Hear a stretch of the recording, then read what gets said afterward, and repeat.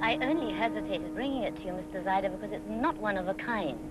I told you I'm not interested in replicas, however cleverly they're done. Good Lord, it's not a replica, Mr. Zyder. What I meant was that there's a companion piece to this one, which is owned by the royal family. Of what country? Why, of England, of course. Of course. Lily! Maureen?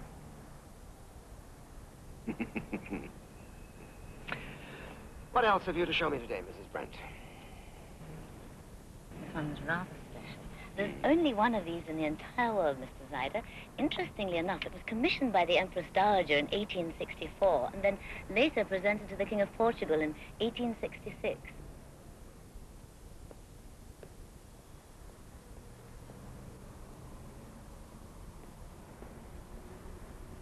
Mr. Zyder, would you excuse me, please?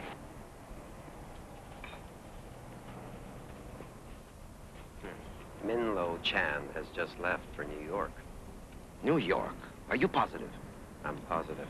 My man just saw him get on the plane. How could they let him leave the mainland with those charges against him? Supposedly, there's a witness in New York that can prove that Min is innocent. If he's found innocent by that People's Court, then he'll award the contract for the construction of the steel mill in Shantung to the Canadians. However, if he's found guilty, or if he never leaves New York, then his assistant will take over, and my company is certain to get that contract. It's a $1 billion contract, Mr. Evans. As much as I'm opposed to violence, Minlo Chan must die in New York.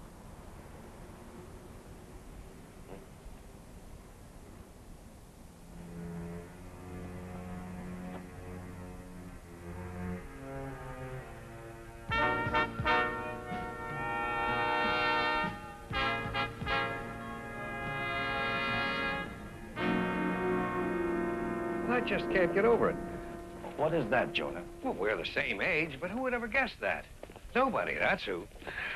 You look very distinguished, my friend. Oh, distinguished, yes. But I can't get over how much younger you look. We went to college together. Did he ever tell you that? Yes? I got better grades than he did. Dated prettier girls than he did. Uh-huh. That's not quite true. Well, some of the time. I was even voted by my clubs the man most likely to succeed. And you have, impressively. Oh, well, yeah, I've got a few newspapers and such. But you're not only younger looking than I am, but you're the Minister of Industrial Development for China. And I'm still just a newspaper man. You are too modest, Jonah. Well, how was lunch? Very nice. Is the afternoon paper out yet? It's on your desk. Good. Would you mind showing Emily around the plant while Min and I have a little chat? Oh, I'd be glad to. I'll just get someone to cover the phones, and then I will give you the VIP tour. You're very kind. Your article is most flattering. It's my pleasure. Sit down, sit down. Well, there are a million things that I'd like to ask you about China. But, I hardly know where to begin. I'll tell you anything you want to know. But first, may I impose on our friendship? Anything you want, just ask for it. It's a large favor, and it's for me personally. Min, as I've gotten older, I've gotten to be quite a grump. And if there's anything I lose patience with, it's beating around the bush. Back in 1946, before I came to this country, I was an agent for the Chinese army. You were a spy? One day, when we were in the region north of Peking, this man came to me with the news that the U.S. Marine station in Qingdao would like to meet with me. He was a school teacher with a good reputation. So I met with the Marines, 3 of them. They wanted to know the size of the army that was marching on Peking, the number of tanks and armored vehicles, for which they would pay me $10,000. An offer that I presume you refused. Of course I refused, and that was the end of it, until a few months ago. Jonah, can you help me find those 3 Marines? Well, 1946, that was a long time ago, but I guess if I contact some of my friends at the State Department. No, your government must not know about this. But, Min, if I check the I can't take the risk, Jonah. There are people in your government who would like to see me convicted of the charges that will be brought against me. Charges? I will be charged with having sold secret information of the Chinese army to the U.S. Marines. And I will also be charged with having robbed and killed the Chinese school teacher that brought us together. If you are thinking that you don't want to be involved, I understand. Min, you were always very good at calculus in college and chemistry and physics. But as I recall, you were never very good at reading minds. I know you. I know you're not a thief. I know you're not a murderer.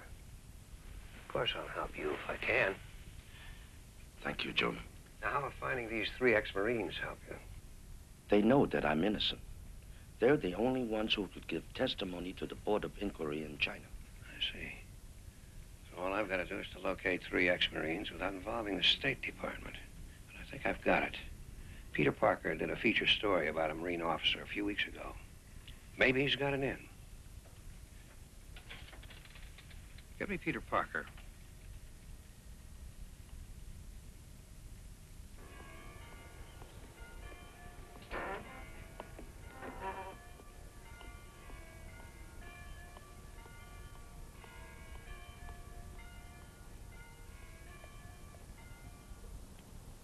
Major Collings?